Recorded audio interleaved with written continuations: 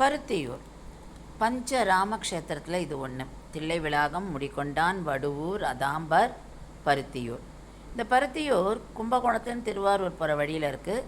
குடவாசல் கிட்டக்க இருக்குது. இந்த ஊருக்கு ஏன் பருத்தியூர்னு பேர் வந்ததுன்னா, சீதையை காணாமல் பரிதவித்த ஊர் இது. அந்த பரிதவித்தன்ற வார்த்தை தான் மருவி பருத்தியூர் அப்படின்ற பெயர் வந்தது. இது ஒரு அபிமான க்ஷேத்திரம். வைகானச ஆகமம் இங்கே ஃபாலோ பண்ணப்படுறது.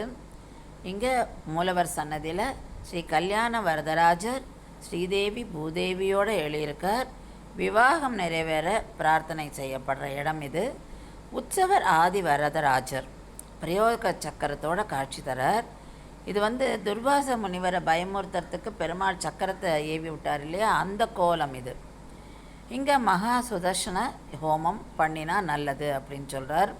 கல்யாண உற்சவ பிரார்த்தனையும் இங்கே பண்ணிண்டா கல்யாணம் உடனடியாக நடக்கிறது அப்படிங்கிறார்.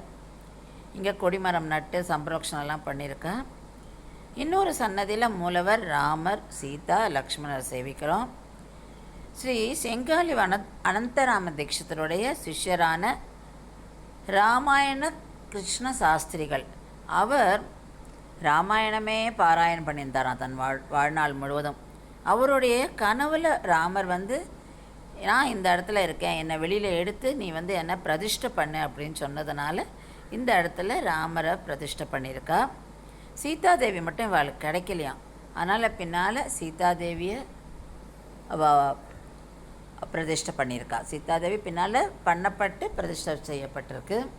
இங்கே 11 புனர்வசு நட்சத்திரத்தில் அபிஷேகமும் அர்ச்சனையும் பண்ணால் குடும்பத்தில் இருக்கிற ப்ராப்ளம்ஸாக சால்வ் ஆகுது அப்படின்ற இங்கே பட்டாச்சார் சொல்கிறார். குடும்ப ஒற்றுமை மேலோங்கும் அப்படிங்கிறார். ஆஞ்சநேயர் பணிவான முத்திரையோடு, அதாவது